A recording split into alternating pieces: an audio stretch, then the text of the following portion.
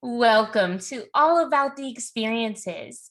Today marks my 29th episode. We're rounding the corner to 30, and I'm telling you, this has been a most experiential ride, but also just full of discoveries. And today will be no different. Each guest, they bring something really unique, something inspirational, and quite frankly, very experiential. And I'm excited because what happens for me is, and I just said this off air, but now we're on air, is that I learn something new. I take something from the conversation and something that is relatable and I can apply it to my own life. So you'll see what I'm talking about. I learned so much about myself through this whole journey, and I'm looking forward to continuing this process. I would like to thank last week's guest, Ron Anthony Brown Jr., for blessing us. He was so transparent about his journey and about his incarceration and how he changed his life through the arts and through Shakespeare. And I have to tell you, we will see a lot more from Mr. Brown, and I'll be here to want to chronicle it and have him come back on and tell us about all the wonderful things that he's doing. The other thing I wanted to say is that, we have people that come on the platform that are from every walk of life. And the outpouring that I received about each and every episode, but in particular, that one was really inspiring. And it was inspiring for a number of reasons. And I just felt inclined to share this. It spawned a great conversation between my father and I and propelled us into what I would say is a new level of understanding. And beyond that, embracing each other and supporting each other, and more importantly, loving each other. So, with that being said, I want to move on to introducing this week's guest. This week's guest, she wears many hats. She's a singer, she's a speaker, a composer, a published author.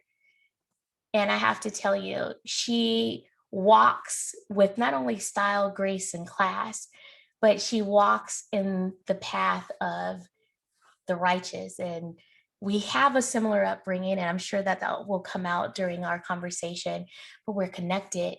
We're connected by some great women that we've both had the pleasure of having in our lives. And I look forward to finding out a little bit more, maybe some tidbits that I didn't know about those ladies that I was connected to. But just to give you a little of her background, she was born in Manhattan, raised in Boston, studied piano for a number of years under John Trotman. After completing her piano studies, she worked and performed with John Ross at the Elma Lewis School of Fine Arts. She then moved on to matriculate to Oakwood University. And I have to tell you, growing up in a Seventh-day Adventist household, my whole thing was to make my way to Oakwood. Now, did I make it there? I did not, but I was inspired by all of the amazing people that came from Oakwood and had the Oakwood experience. So with that being said, I'm lucky that I have associated myself with such pristine people, if I should say so myself. She would later actually return to Oakwood and study theology after beginning her family.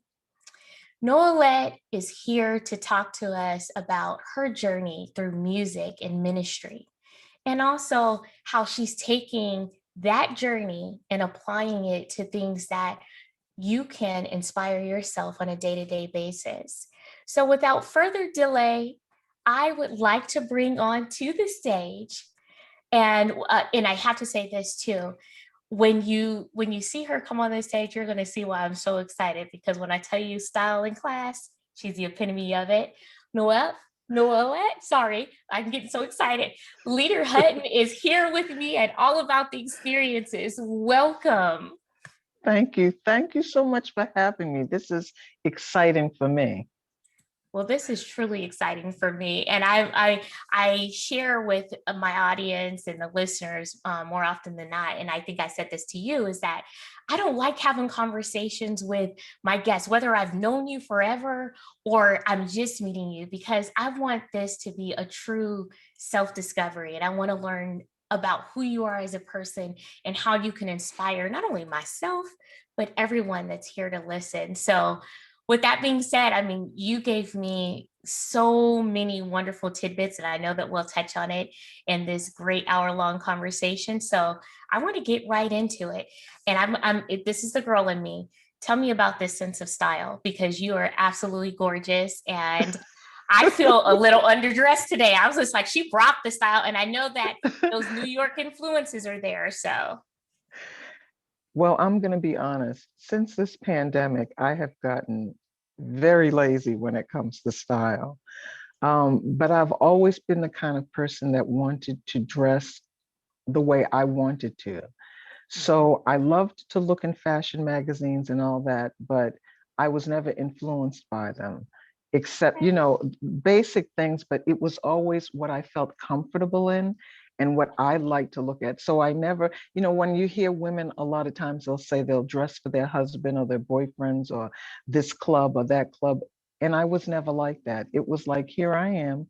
This is what I'm wearing, and take me as I am. be okay with it. I love it. And you know what? When you said that, it kind of just made me think it triggers something in the sense that when you're confident and you're comfortable, no matter what you have on and the style that you're bringing, and you're not worried about anybody else, that level of confidence supersedes everything. And people see that when you walk in a room and you go, as soon as I brought you on and I saw you, I was just like, oh, I'm loving this. I'm getting all the vibes for sure. You know what I've heard? Confidence is sexy. So many women are so impacted by what other people think about them or what other women are wearing that may have their body type or, Right. whatever. But you have to do you and you have to be you. And I think I could be wrong, but that's what men like. That's what men are attracted to. And I don't think that you have to be naked in order to get that. And it's not about religion or culture. I just feel like you show somebody who you are from the inside and take care of your outside. I'm not trying to dismiss that. Right. But some things don't have to be seen in order for you to look gorgeous. Absolutely. I love that you said that. I know that there are a myriad of different young ladies that are listening to us. And I think that's really important. It's something that I definitely share with my daughter and my nieces. And my mom and my aunt shared that with me. So sometimes, I mean, despite the fact that I kind of have on a see-through blouse, but you know what I mean. Yes, It's absolutely. how you carry yourself. But It's you how know what? you carry yourself. And I'll Yes. tell you the truth, in all my younger years, I don't know what can happen now, but I've never not had a guy that wanted to be with me, even if I Say that again. I I love it. really I never wanted for a man, Mhm. because I think men are attracted to women who have confidence. Absolutely. Absolutely. I second that. I would have to agree with you on that. Well, let me just ask you. I mean, you obviously exude confidence, and I mean, just from the brief bio that I gave, and it was very brief, but I want to get into that. I mean, you got your start, obviously, on the East Coast, born and raised. So tell me about what that experience was like. I it's interesting. When I was just a little girl and living in Manhattan, and my mother was actually sick while she was carrying me, and they told Mm. her actually not to even have me. She had tuberculosis, and so that was one of those diseases back then that was almost like cancer. They didn't really have all the answers to it. But Right. she had me, and she was very vivacious. She was excited about life, and she shared that with me. She helped me feel that joy of life. She and my father, and you know, I always tell people they used to bring, oh my goodness, I can't think of his name right now. And he'd come to my house and play the piano, and just, just exciting. Uh, and I grew from that. My mother sang, my father sang. That wasn't their necessary profession, but they Right. loved it and they were good at it. you know. And then when she died, we moved to Boston because my grandfather had built a church school there. And Okay. so they wanted us to go there. And so I stayed with my grandmother, who also was an opera singer. So we've kind of just, that's kind of my basis, my life. And it's the thing that really got me through a lot of hard times, a lot of sadness, Mm. but even my good times. It was just something that I felt inclined to do. And, you know, that was it for me, to do the music. You know, I've heard someone say before that's been on the podcast, and they were like, music is like food and water. You know, it's something that you use to sustain yourself, like when you're sad, when you're happy, when you're kind of just in that mood where you might just need a little pick me up, when it also transports you to an experience that you had, because somehow in the background there's always something playing, right? Whether Absolutely. it's music or the sounds of nature or just something, it could be the hum of the refrigerator, but it's something, it's the sound that transports you. And you said something very poignant, because when I think now in terms of music, I remember when I was in school, I went to Golden Gate Academy, and school was a part of our curriculum. Hmm. And it was very much, whether you were inclined towards it, and everybody knows in my family, I cannot sing, but I'll be the first one up there to try to sing. But what I loved, it was encouraged. I was encouraged to play the piano. I was encouraged to try new instruments. But what I loved is that it was there and it was an outlet. And that's what it Hmm. sounds like you said music has been for you, is truly an outlet. Yeah, and it's been, having lost my mother particularly, and my father wasn't always in the home, Mhm. it was a source of comfort for me. And I learned early how to pray, and prayer was a source of comfort for me. I believed that I was God's child, you Absolutely. know, and so with along with the music, and uh, it was every kind of music. I remember my uncle used to say I was the only person he knew that could in 1 hour listen to 5 different genres of music. We used to have a record player, and I would come home from school, you know, do my homework, and then I would sit in my chair with a large back, and I would have on Bobby Gentry, Phoebe Snow, Herbie Hancock, Nina Simone, um, and Tennessee Ernie Ford. What? So you really ran the gamut there for sure. Yep, Wow. you know, Andre Crouch and Edwin Hawkins, and I would have them all. There'd be like seven albums on the turntable, and then just go one after the other. He would say, "Okay, what is it that you like? What kind of?" Every time I come up the stairs, I'm hearing a different kind of music. I love that though.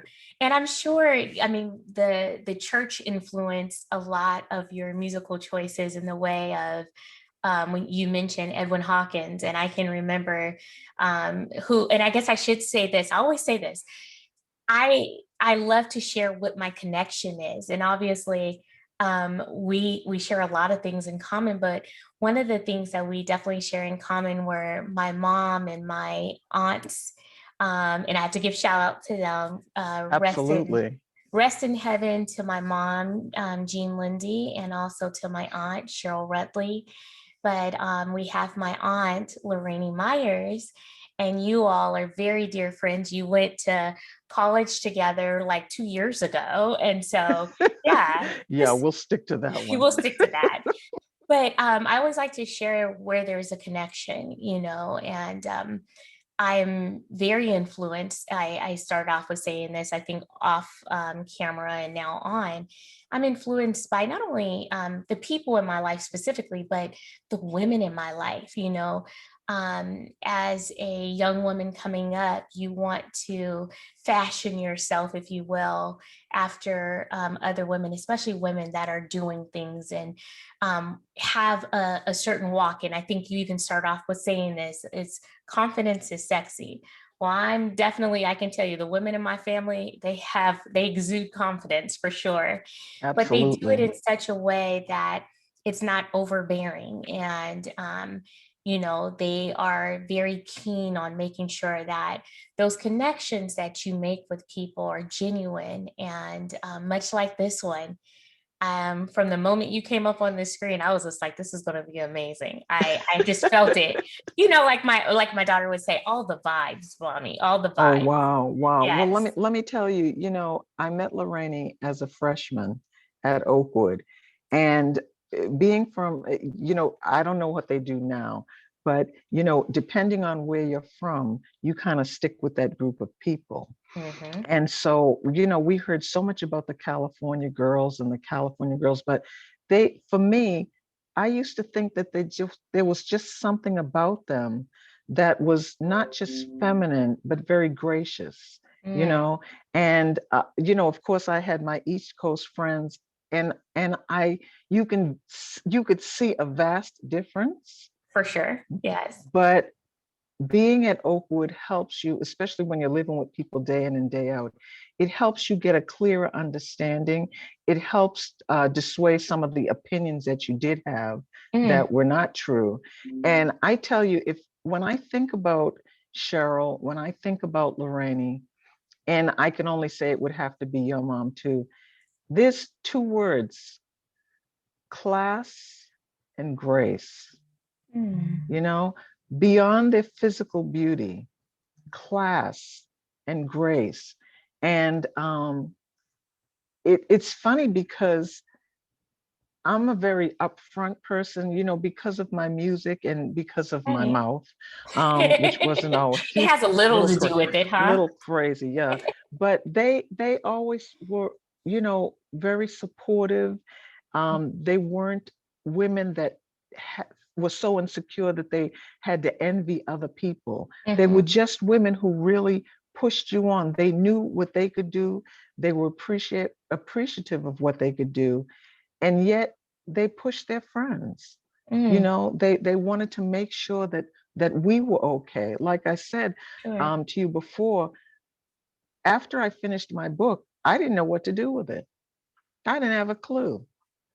And I told my girls just a few weeks ago or whenever, and I said, listen, I don't know what I'm doing. Help. I need help. And Lorraine said, okay, I'm getting off this conversation. Hold on. And then she called and she set it up. And I'm like, are you kidding me? Oh yeah.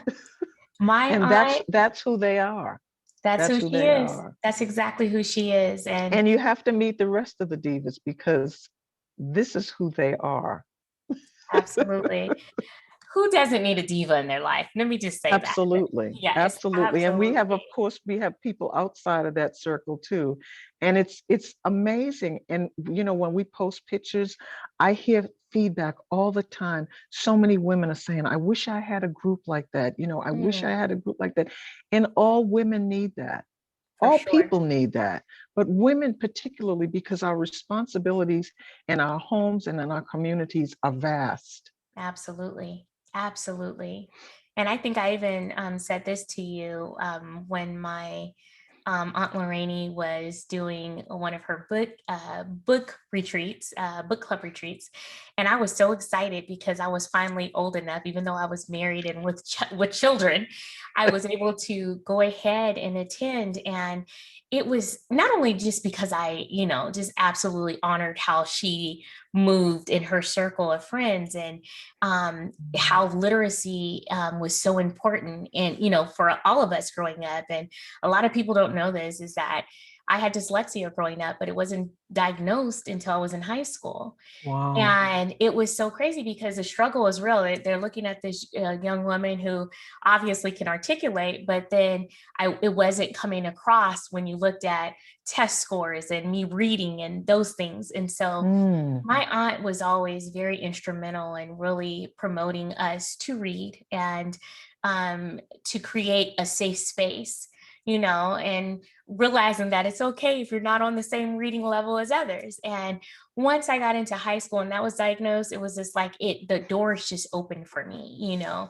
But I digress. I go back to saying about being able to be a part of that group and seeing how women came together, and mm, obviously over the love of reading, but also to share and experience and be able to have a safe space to talk about being a wife and a mother and a sister and an aunt and, being in corporate America or whatever it was, we were able to bring to the table. And when in that circle, they embraced me, you couldn't tell me anything. I came back and I said, I got to have this for my own group of I friends. know I am somebody. Yes, I am somebody.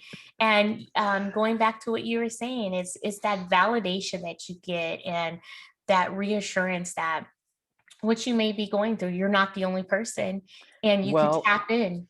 that's exactly true. And that is why I even started to write the book.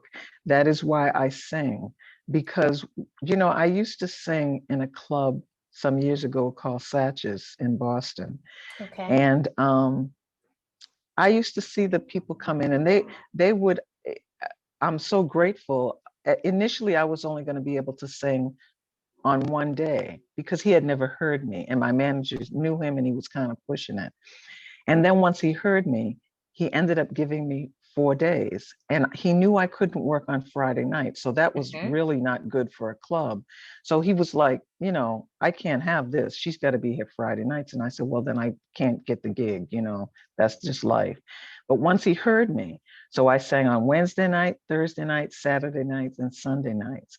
But when Saturday night came around and I would sing, I would close out with a church song, with a gospel song. I love And it. I'm telling you, people loved it. They loved it. And a lot of those people started coming to my concerts because they would hear me from the club and then I would do these concerts and they were coming. So we just never know the impact that we have on people Oh, and what the certainly. music and knowing that there are people, you work in a club and people come and talk to you and they're going through some stuff, Yeah. and it's like, but you're not alone. No. Well, If you're going through something, trust me, someone else someone is else is too. going through it. Exactly. Absolutely. I think about that often. One of the things that I've, much like my Aunt Cheryl, I had my own battle with cancer. And it's like, I was very fortunate to be in this great, amazing family full of great, supportive women. But it was interesting. One day I was out and about, and there was a young lady that was talking, and we were talking about hair. I change my hair all the time. And she was just like, "You're okay with telling people?" I'm just like, hair is an accessory to me. And so she was just like, well, what made you have this attitude towards it? And so we got to talking and I shared with her about my cancer diagnosis. And she was like, oh my goodness, I have to share this with you. And I was just like, share what? And she was just like, my sister is going, and she goes, my sister and I are very close, but I don't know how to approach this with her.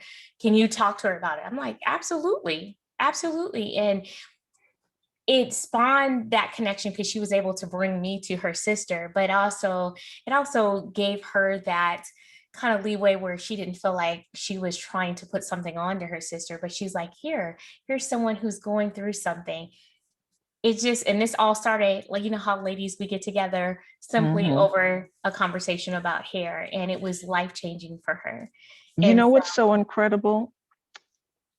There's a story in the Bible about the woman in the well, mm, and everybody's heard this story, whether you go to church or whether you don't. right, right, What they don't get and what most people don't hear, because remember, it was a Mid-Eastern culture.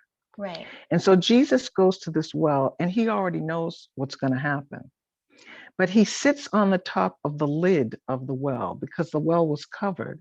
And it was covered not just to keep bugs out, it was covered so that those who needed a vessel to put their water in could sit on the top of that well and people would see them, someone would see them, and they knew they were in need.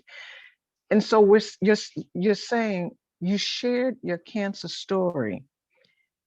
It was a need. You had a need. You had Mm, an illness, and you conquered, you know? So absolutely. Jesus met this woman. She came to him and she saw he didn't have anything. And he asked her, can you imagine the creator of the world asking for help?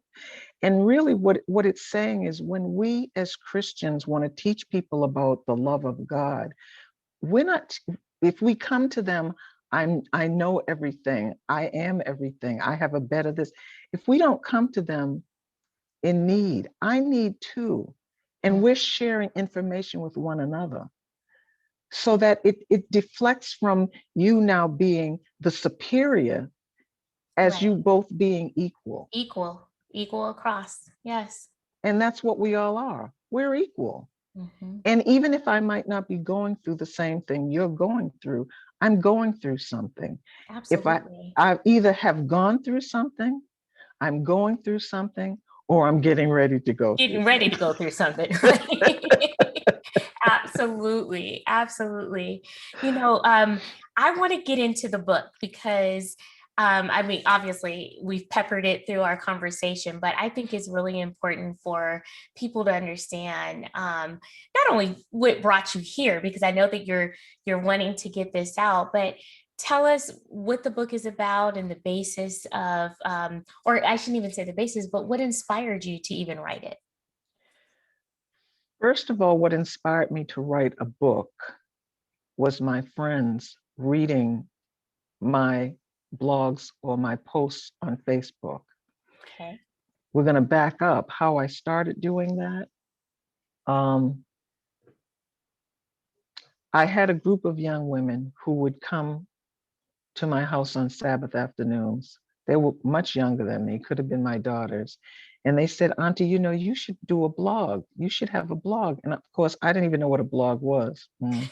So, Gotta love so, it. and I said, what for? What is a blog? And they said, you know, just call it a message to my daughters and just talk to them in the blog like you talk to us.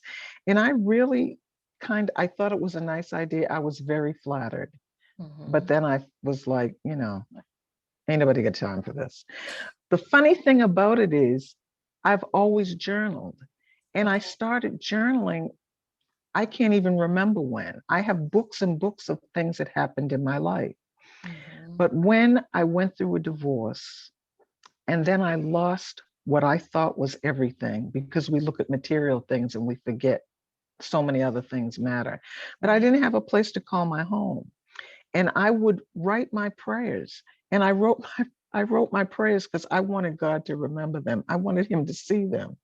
You're like, You know, this is tangible right here. yeah, this is Yes. right here. This is a letter to Jesus, Hmm. you know? And so I was writing and writing, and I found myself in California, and these young women were talking to me. And so I started putting it on blogs, and I have, you know, my divas were encouraging me. And Yeah. then I had two of my friends from DC, a set of twins who I love dearly, Deborah and Denise. And they said, you know, you need to write this down. And then Beverly, you know, in my group, and Right. Janice, and the two Sharons, and Karen, and of course Lorraine, it was like, listen, write, Hmm. write. And then the pandemic came. And before the pandemic, I had been writing all these blogs. But then when the pandemic came, I asked God, what should I do in this situation? Mm. I don't want to sit here and just get fat. I don't want to sit here and not accomplish anything. Right. So I did get fat, but I accomplished. Stop it. I did get fat, but I accomplished something. So I started taking a class at Harvard because I saw that they were for free. So I was like, why not? You know, and you get Wow. certificates and all that. So I took a couple of classes, and I took a class from Berkeley, and then I took a computer class, and I kept taking these classes. And really, it was almost an inspiration for me to write. And I'm writing and writing and writing. And I had so much information and so much stuff written down that the young lady that I work with, who's like a marketing specialist, she said, Miss Noelette, let's do the book. And so when January came and I realized that, well, no, when December came and I realized that this pandemic was not going to be gone like I had Yes. thought that it was going to be gone, and I guess Right. everybody else did. And I said, we're going to another year of this. I want people to see what I've written more than just my friends. But the other thing that really impressed me, Cheryl, I did a little research. And when I first posted my first post on Facebook and my blog, one of my friends in France who was a physician, she said, Noelette, you are so on point with this. Keep doing this, because most suicides are committed on Monday mornings.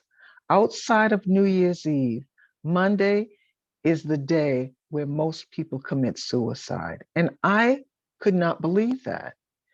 That's And I profound. prayed, it's something. But you know what, Cheryl, this is what I realized.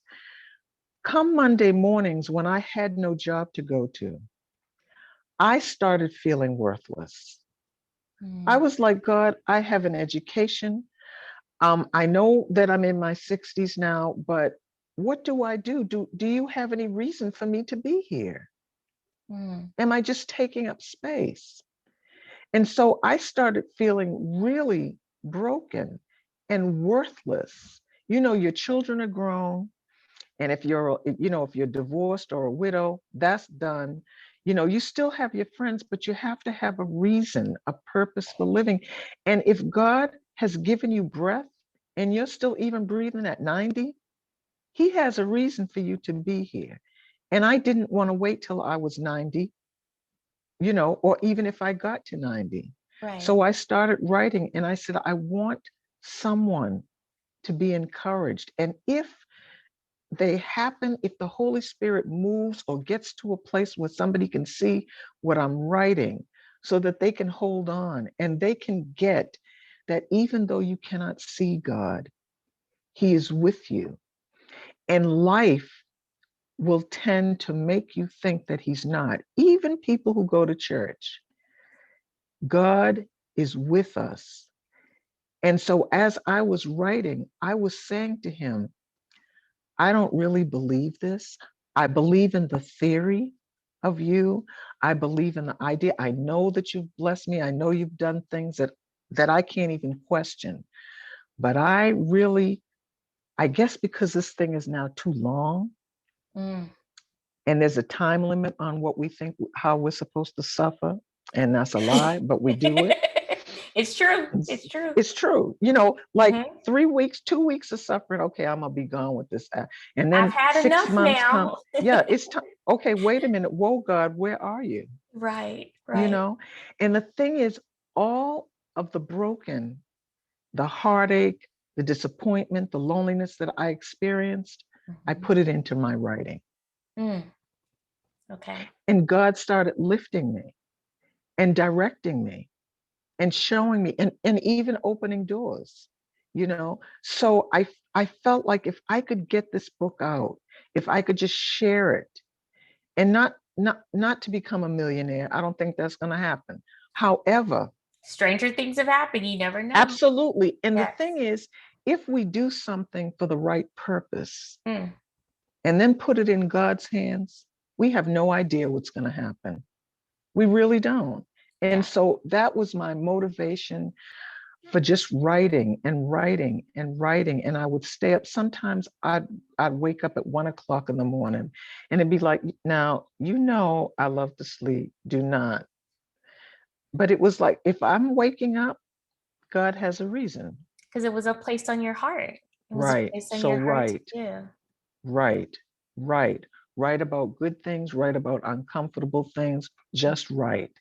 And I have to tell you, I don't really like to say I wrote this book.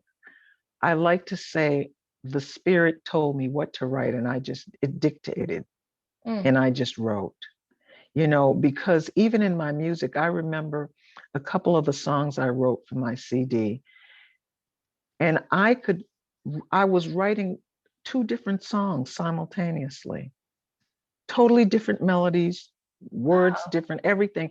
And at one point I would started laughing and I said, slow down, God, slow down. I can't write that fast, So that was my need, my desire to, in this pandemic, be able to look back and say, what did you do? with all the means that we have of connecting with Mhm. one another, who can you connect to that will make a difference in their life? And who can connect to you that will help you? Mm, And watch what happens. And things actually do happen. they do.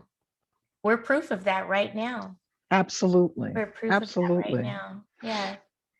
You know, I one of the things that has been very helpful for me throughout my life, even before I was diagnosed with dyslexia, was writing. It's a source of therapy, if you will, because I feel like when you remain with feelings of whether they're good, bad, or indifferent, and they remain bottled up, and you're not able either to share them with someone else or to put them on paper or just be able to communicate that.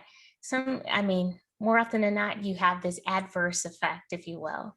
And so growing up, I've shared, my childhood. I had a family that, at one point my parents divorced, and my dad had a very bad drug problem. And for me, I had all of these support systems around me. But what was really important was how I was feeling.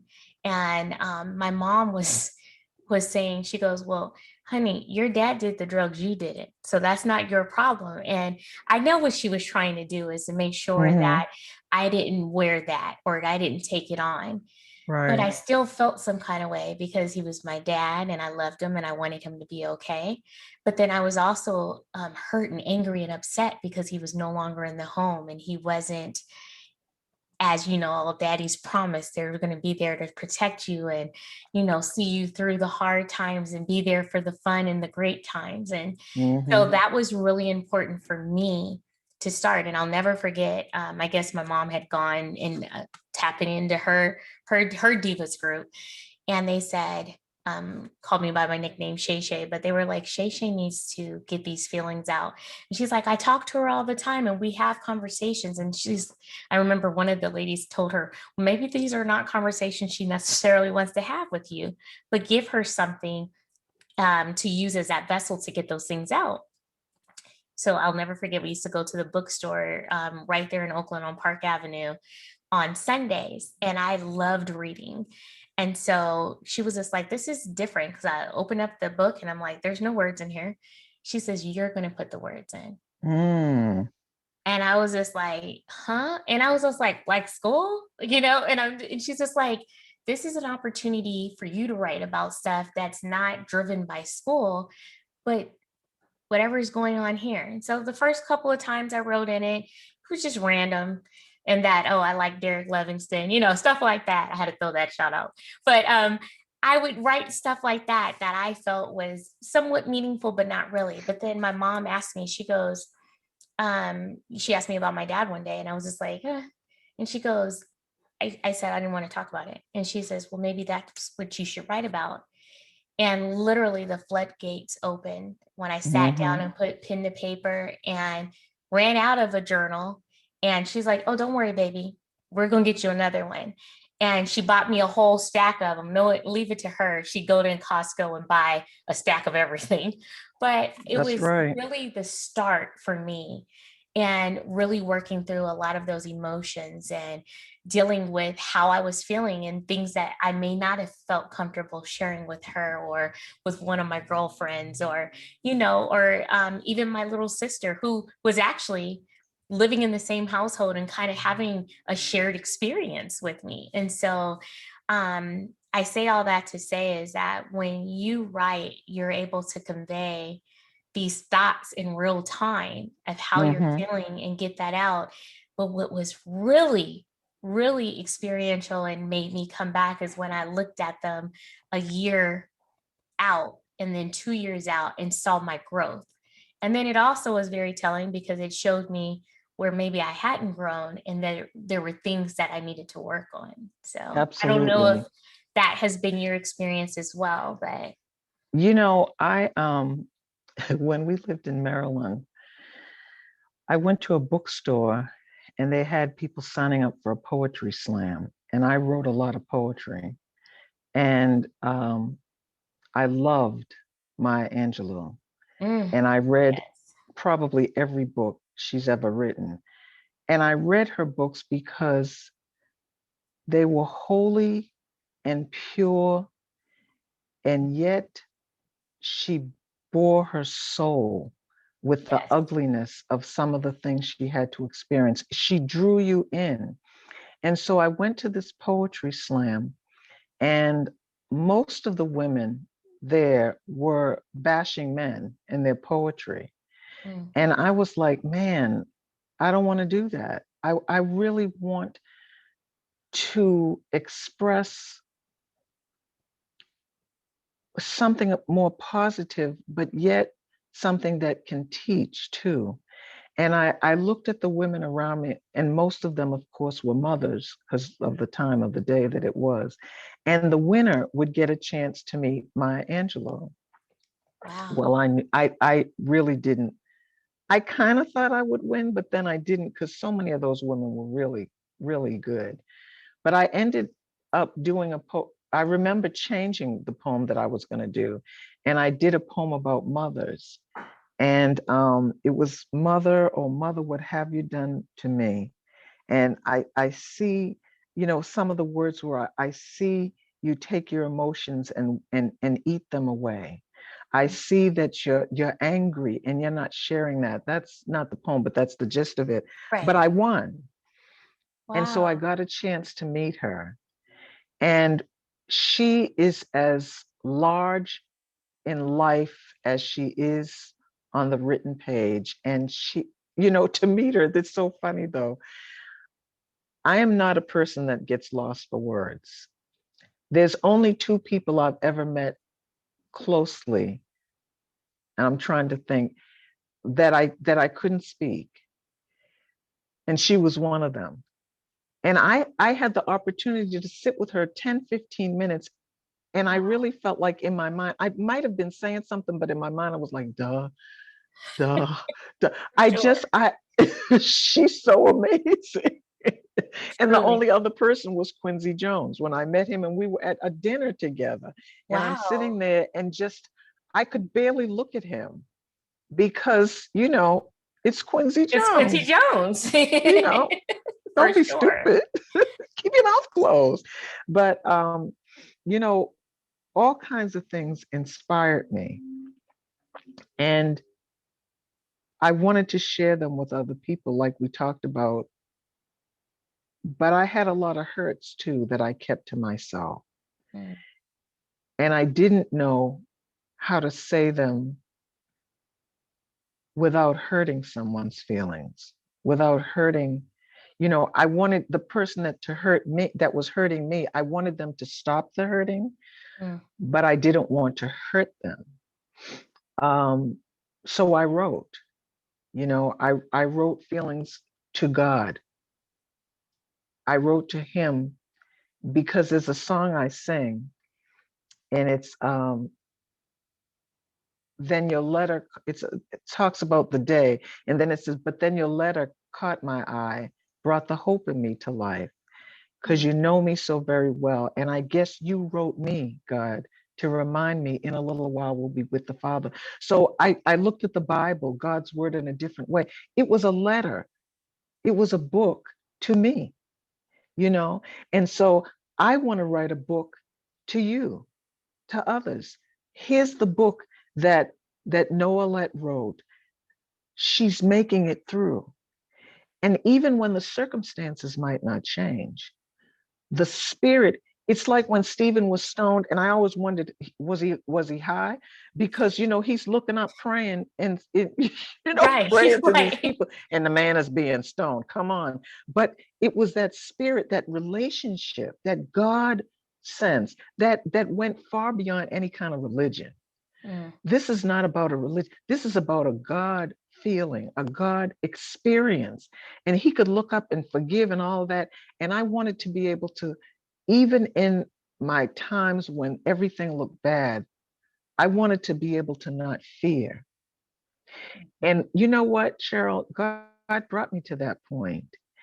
And sometimes he doesn't change your situation until you get to a point of faith in him so that he can trust you, that you will always have faith in him. So when things happen, when the crap hits the fan, because it does, It you does. know, you can still have peace. And I'm telling you, I had fear to the point of when I would wake up, I would be mad at God. It would be, what, why did you wake me up? Why would you do that? And I'm still in this situation. Mhm. But then I shared that with him, and the fear started leaving until some things happened, and I wasn't fearful at all. And I was looking for it. Like, what happened? Why aren't I afraid? And Right. I had no more fear, you know? And so I've learned how to deal when to respond when things happen that I have no control over. It's like, okay, God, you tell me what to do. Hmm. You direct me. And everything in his word, everything in that letter. And so our books are just supplements almost to that letter. You know, your Hmm. God might not talk about cancer in the Bible, but he talks about sickness, and he Right. talks about how it can be healed and how a positive attitude. And the reality is, we know people who have died. We have people who have died. Right. But even there is a comfort in that because number one, the death conquers the pain. Hmm. The death The conquers suffering. the suffering. Hmm. And let's just be real. We are going to see them again. So, you cry because that's normal, you Hmm. know, and then you move forward because you have that peace. And I think the writing, you know, being a person who has, this is my first book, but I write a lot of things that are spiritual, Right. but I don't limit myself to people who are not in the same religion Gotcha. or who are not you don't have to look like me or do the things that I do to impact my life in a positive way. Hmm. And so when I hear music from other artists that are not me or that are different than me, but it's good, it's rich. I hear things that, we all have artists that we love and they move us, Right. and authors that like I just told you about her. Now, Maya Maya Angelou. Angelou, or Yes. or or or, or Toni Morrison, or Michael Dyson. Right. Um, phenomenal. And one of my favorite writers, Max Lucado. Love him. Very inspirational. And there's people that we know who are writing. And Mhm. I think what happens is when they see you and I doing something, they know that they can do it too. Absolutely. And that's the Absolutely. beauty of all of this, because Yes. somebody else is going to say, I have a story too. And you do. Hmm. And, it might not be the writing that you might do it in your art, you know, you might do it in your singing, you might do it in any aspect of your life. That's your creativity, Hmm. and you can do it and express it and shine in it. And I just want all people, but my people and women and children to know that they can shine. I love That's what that. I want to do, and I want to feel that myself, so that I'm not just being pretentious and using words that influence, but I'm actually living it you know I love that. And I have to say, when I think of artists, no matter what genre of music it is, for me, and I'm looking at like artists that are my children's age, and even the music that they're putting out, whether I agree with it or not, is not a true depiction of who they are. it's what they think others want to hear, or it's about that lifestyle, or whatever the case may be. And what I love is when I see an artist that's living, you know how they say, well, when a rock star lives that rock star life and they're singing about it, but they're also living that life. Not that necessarily you want it to be that, but you know what I'm saying? They're living in their truth. It gives authenticity to what they're putting out there, and a means of connection as well. So, excuse me, little tickle. But I appreciate you sharing that. I know that you have children. Thank you. And I, as a Yes. mother, I know our children are a source of inspiration, sometimes a source of a few of the gray hairs that are under here too. But I say that to say that, when I'm thinking of some of my most difficult times in life, especially since I've had children, is they're also my inspiration to keep me going, to keep me pressing forward. And I write a lot about them too. And so I know that you start off sharing what your inspiration is. Excuse me. But I wanted to ask, what inspires you when you're up there in front of, excuse me, a bunch of people to continue to sing?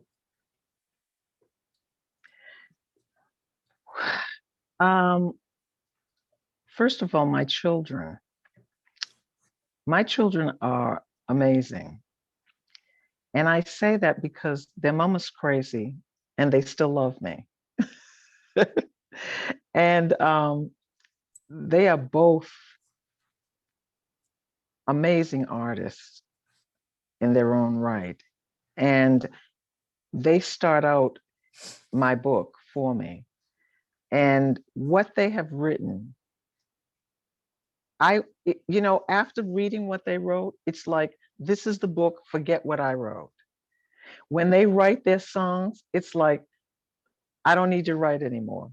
That's how good they are. And I'm so appreciative of them because we're good friends. We're not, hanging in the street together, even though we do.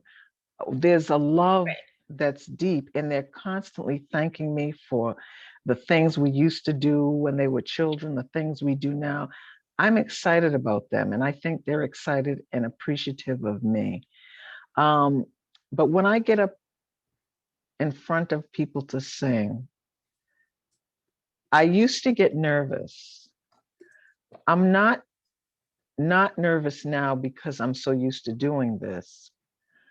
But once I realized it wasn't about me, I was good. A lot of times, and we do this, and we should, you focus on, what do I look like? Right. Am I gonna? But then you get so caught up in that, you forget, and especially with religious music. I mean, come on, this is not about you. Get real. Right. It ain't about you. And so you have a message, and you want people to get that message, not you. Right. And so for me, when I sing, I don't really think that I have such a great voice, but I think that I am a great interpreter of songs. I think that when people hear me sing, they see what I'm saying. They feel what I'm saying. I love the things that I've been taught and are able to do and taught myself with my voice. I love that. But I do it, that's the thing. I don't do it because it sounds good. I do it because I feel to do it in the moment. So it's very rare that I will ever sing a song the same way I sang it, when you might have liked it. So it's a unique experience. Every time it's different. Yeah. Because, it becomes plastic and fake. You can't fake that. Sometimes when I sing and I do something that catches people, I'm thinking, whoa, who did that? Right. Like, where'd this come from? And then it's a spirit. It's the Holy Spirit moving in you. Sometimes when I speak and I'll like, mm, that's something, it's like, I didn't even plan on saying that, you know? So it's different. When I used to sing jazz, I loved it. It was fun, but it was different. Right. It was just, you know, love songs or, whatever is happening in the world, that kind of thing. And I Right. loved it. I loved the music. But it's just different when you're doing God stuff and God music. And the thing is, what a lot of people don't know, especially religious people, and we need to stop that. There's an artist that is not considered a gospel artist or a Christian artist, and that's Stevie Wonder. Almost every single one of his songs is spiritual. It truly is. He's got Yeah. his hand on some kind of angel or some kind of something. And there's a Mm-hmm. plethora of musicians like that. If you listen, Mm-hmm. you know what I'm saying? The music is gut-wrenching, and it moves you to becoming. I love Michael Jackson's Man in the Mirror. Yes. It's One of like, my listen, faves. yeah, I actually want to do that. Um, but it's like, this is biblical. Mm. This is what Jesus is trying to teach us, that we have to look at each other and look at yourself and present yourself to be changed, not come to people as better than them or perfect. So Right. I think of so many artists that you think, man, look at what this person is. Jesus had to touch them. The Yeah. Holy Spirit had to move them. They might not be in church, but you know, I was just saying this earlier today. When you think of his name just slipped my mind. Because I'll never forget this. I was in the military and I was in the club. Wasn't supposed to be, but I was in the club, and Kirk Franklin Stomp came on. And it was like you're in there and you're jamming, you're doing your thing. And I was like, wait, what? I was just like, is it? And I stopped. It made me stop dead in my tracks. I was like, is this a church song? And I hadn't, and I was just like, oh my. And it made me take pause. But then I was just like, why can't I celebrate while I'm celebrating? And mhm. it spawned conversation. And it also encouraged me to listen to other music outside of the genres that I was already listening to. And I Oh love yeah, that it yeah. infiltrated, you know what I mean? So, That's so important. And my son used to listen to Take Six like yes. constantly. Mm-hmm. Now I love every one of them, but Yes. it was like, come on now. And at one point I said to him, no more Take Six music. And the reason I did is because I saw him becoming an artist. And I didn't want him to focus or mimic Take Six. Take Six is Take Six. And they're astounding. They're Mhm. incredible, Their voices even are today. amazing. Yeah. Yeah. But my son had a God-given gift too. And I wanted him to develop his own thing. And so, though he didn't like it at first, it was like he saw what I was doing, because then he started writing some of the most incredible music.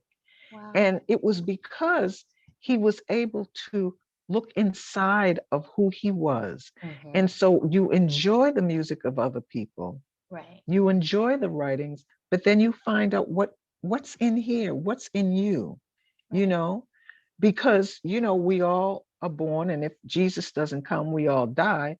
Somebody's got to come behind us, For sure. For sure. you know. Well, I would like to bring it back to No More Monday Morning Blues. You said something that really resonated to me about suicides that happen on Mondays. Mm, Never heard that before. And I'm like sitting here like, wow. And I want our viewers and our listeners to know how they can get a copy of your book. And I understand this is the first in a series of 5, correct? yes, Yes. yes. So this is your opportunity to tell people how to find your book, how to find your music, and really how to connect with you, because of all this writing that you're doing, there's plenty of blogs out there, and I want them to come to yours. Oh, wow, wow, wow. Thank you. First of all, um, my website is www.noeletteleader.com. My book, and I'm going to bring this up. I thought I sent it to you, but I'm going to bring it up. Okay. You can get it on Amazon Kindle, Yes. and and it's not a hardcover yet. Okay. Uh, so you can get it on Amazon Kindle, and also, and my phone's coming on. I turned it off because I didn't want it to start ringing.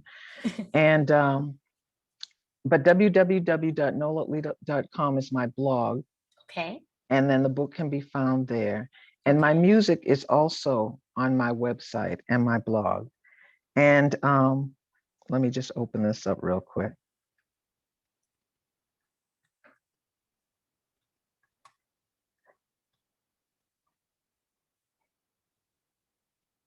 Okay, and the link to the book Okay. is payhip.com.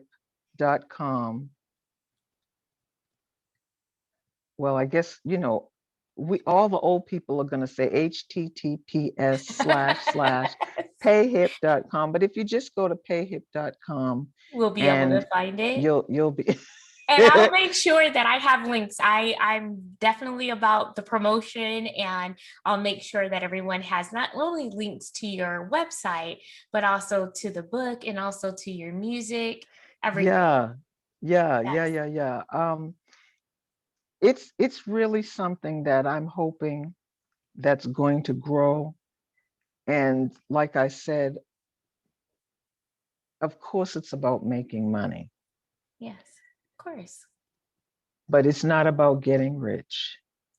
It's about, you when you do your craft, you sell it, whatever, you have to live. And I'm excited about the prospect of reaching people, Mm. of doing interviews. And when we come out of this pandemic, because we are, Yes, we of will. traveling and doing, having book reviews and signing autographs, not for the sake of autographs, but for the sake of meeting the people. When I met Maya Angelou, she took time with every person that was in that line. Mhm. I mean, she took time to make them feel that they mattered. True connection. Absolutely. Mhm. Absolutely. I think that if I had to learn from her, I learned from the best of the best. Love You that. know, just watching her, I've never had really outside of that time the opportunity to really meet her, but she impacted my life. Mm. She really did. And so I'm hoping that people will buy it, they'll be blessed by it, they'll buy it for others. I know that my my CD, Just to Say Thank You, is Yes. still on sale. Yeah, and I have people who who still buy it, and it's exciting, and they buy multiple copies. And that's only God. I've had many people buy 13 copies, 25 copies, Wow. and I'm like, don't do that. No, of course, But we they want do, to encourage but that. We want but them they to. do. Listen, I've done it myself to other artists, so I get it. I Yes. get it. I remember skipping school just to go buy Roberta Flack stuff. So Okay. I wouldn't advise that, but I did it. Right, And right. so yeah, the book is there. And if you can share all that I will information, certainly do that. yeah, I would most appreciate it. Really. Consider that done. I want Thank to you. also give you this opportunity to acknowledge anybody that you want to have. Let them know you're here. You are talking about all the things that inspire you and your book, your music. But obviously, we mentioned this earlier, was that our children inspire us, but there's also several people in our lives that inspire us. So I want to give you the platform right now to acknowledge anybody that you Listen, desire to. listen, I'm going to tell you, this is interesting. And I'm glad you said that because when I was coming up, it was my mother, my dad, and my sister Teresa, who just died a few months ago from I'm COVID. so sorry to hear that. And we moved to Boston, like I told you, after she died. I Mhm. was very much involved in the church, and I wasn't aware that I had siblings until further down the line, Mm, of my father's children after right. my mom died. I got closer to my siblings as a woman, and maybe 5 years ago when my father died. When I tell you they are the most incredible people that I've ever known, they're awesome, my siblings. I love that. But before that, God gave me some incredible friends. Stephanie Galloway helped me get to Oakwood. And then she built me up. She made people think a star was coming. Really, really. I love it. Lorraine, your aunt Lorraine, Yes. my girl Beverly Ward, Hmm. Janice Willis, oh my God, Yes. Sharon Spears, Sharon Clough, and my twins, Denise and Deborah. I could go on. I know people saying, I have an abundance, and I'm talking about real friends. I have a girlfriend, Flancy Thomas, who lives here, who's like an angel. Cynthia Hammond. My buddy, Gail Newton Taylor, traveled with me around the country, playing and accompanying me, and really encouraging me to do music that I didn't think I could do. And she said, do it. I Hmm. have a friend, Hermel Johnson. She's like my travel buddy. And she's a person, you talk about talent. She's one of these people that's behind the scenes, but she's the kind of friend that people like me need. Gotcha. She'll travel with you. She'll do what needs to be done, the things that you forget. She'll even tell you, go speak to that person, go speak to that one. I have a friend in my life, Elaine Starks. Listen, when I was going through a real dark time through my divorce, and I cried a lot, I could call on Elaine, and I promise you, my children would know when Elaine was on the phone because I would be laughing through my tears. You got to have a good girlfriend like that. I have one. Listen, She's here with me now. listen, I'm telling you, Yes. I feel so very, very blessed. And I have new friends that are coming into my to my life. I just met like the baddest singer out. Her name is Lisa Vaughn. Oh my God. She's Okay. amazing. She's Okay. amazing. And Nadine Kelly Timpson. I mean, and these are just the female friends, but I have a friend. I believe that you know Jerry Warren. Yes. And Jerry was my California. Mm, He was my California. gotcha.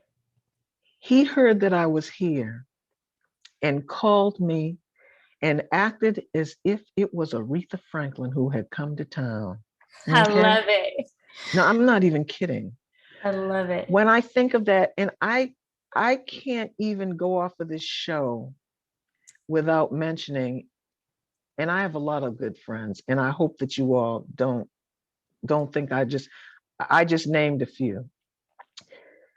But Eleanor Wright is one of the most prolific arrangers, composers that God ever put on this earth. And I started doing my music for real, when I went to Oakwood College. Mm. And I heard her nieces heard me sing.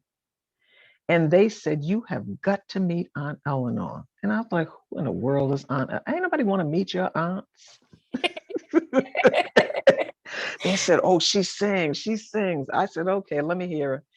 And I heard her music. And I have to tell you, I